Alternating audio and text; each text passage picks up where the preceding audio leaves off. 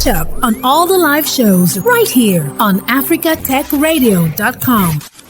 Yes, you're welcome to Tony's sTechSide. I'm here every weekday from 9 a.m. West African time till midday. We'll learn a tech word today.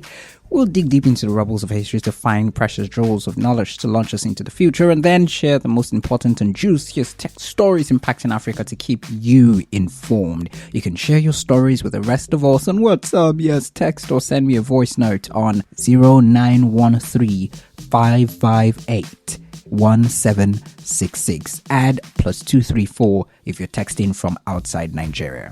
So today in history, the 28th of March 1935, Robert Goddard, who is considered to be the father of modern rocketry, successfully launched the first gyroscope-controlled rocket. His A5 rocket flew to an altitude of 4,800 feet, flew horizontally for 13,000 feet, and reached a speed of 550 miles per hour. Gyroscopic technology is critical for the stabilization of modern flight systems in airplanes and in spacecrafts. So just a little deep dive into who Robert Goddard is. He had been working on early rocket designs for decades, like way before today, when he successfully launched the A5, and he was born in 1882, and he's also credited with creating and building the first liquid-filled rocket with a successful launch in 1924. That's way back before the A5 successfully flew vertically to an altitude of 4,800 feet today, right? And it's really important for us to note these things and to understand that this is how it usually goes. And going further into the history, deeper, would be 1995, today, March 28, when Kodak released the DC-40 camera, which is only the second digital camera for the consumer market. While introduced over a year after Apple's QuickTake 100 camera, it was Kodak's marketing that was largely responsible for popularizing digital photography in the mid to late 1990s. So this particular DC-40 digital camera, the only second digital camera for the consumer market, it resembles a bag. The small bags ladies carry around now, yes, but it has a handle and you can take pictures, with it. Just imagine that Kodak right now technically doesn't exist, right? And Apple still exists. And we're saying here that based on the marketing, Kodak kind of like popularized what is known as that kind of photography. Just imagine what actually happens right now. So Kodak right now is known as a photography company, but it's an American public company that produces various products related to its historic basis in analog photography. The company is headquartered in New York and is incorporated in New Jersey. Yes, so Kodak still has best cameras, right? Digital cameras and all.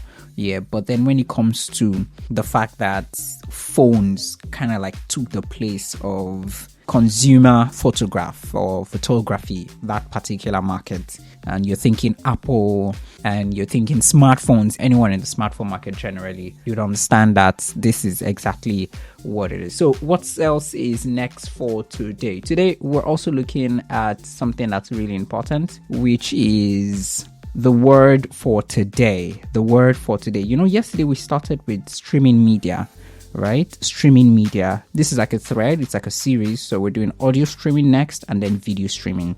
Audio streaming is our word or our phrase for today. And it's just how you deliver real-time audio through a network connection. This type of data transmission requires certain protocols for handling the chronology of data packets or other transmission types to provide you, the consumer, with on-demand content.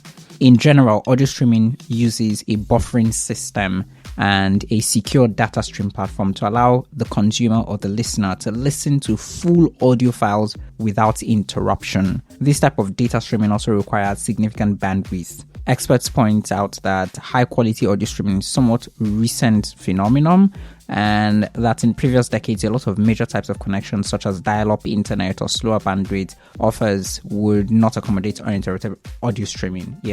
But now we're beginning to see a lot of podcasts, a lot of audio related services, right? And it's really becoming a thing. Much of today's audio streaming is done through sophisticated mobile devices, your phones, that have been made to handle higher amounts of data streaming along with voice communications and more. And I remember one time when I said that, the future is in the voice. The future is the voice. So with high-tech regional networking systems to support this data use, all of these things have become really possible.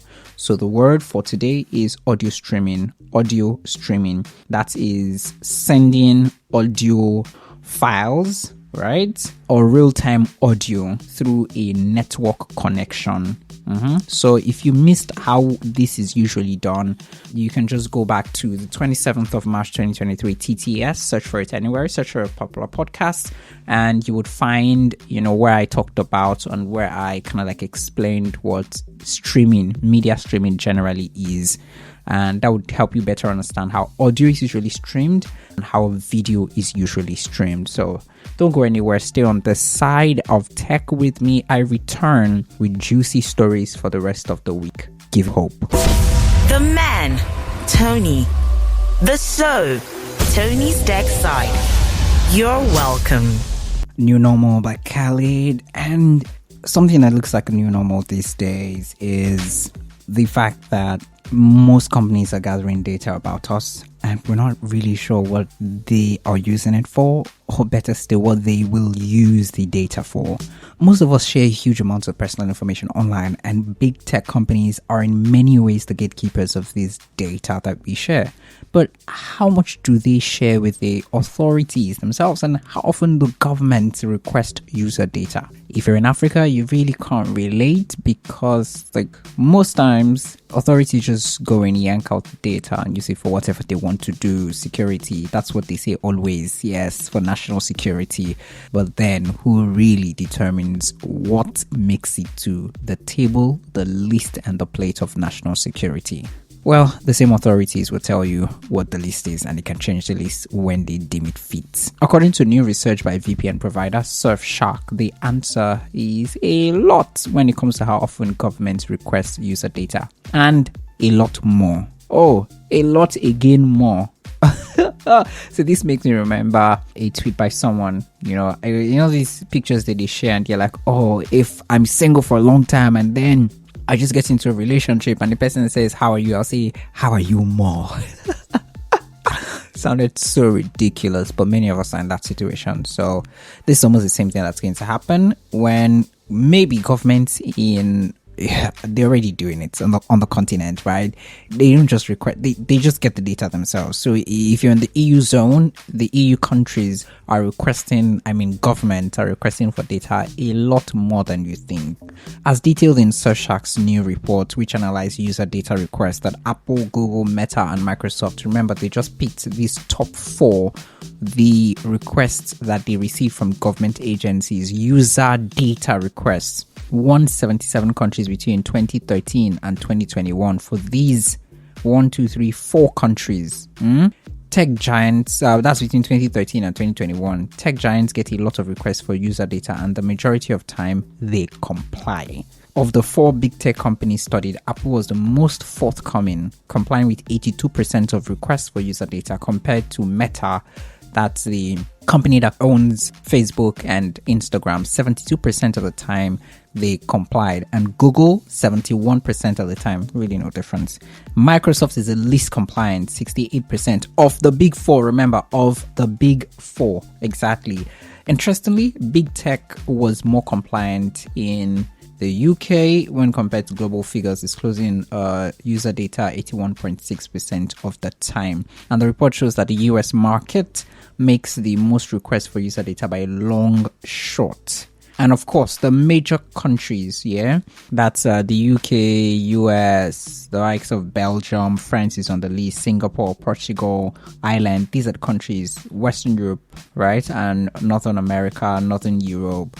these countries make the most requests and they get the most responses, actually.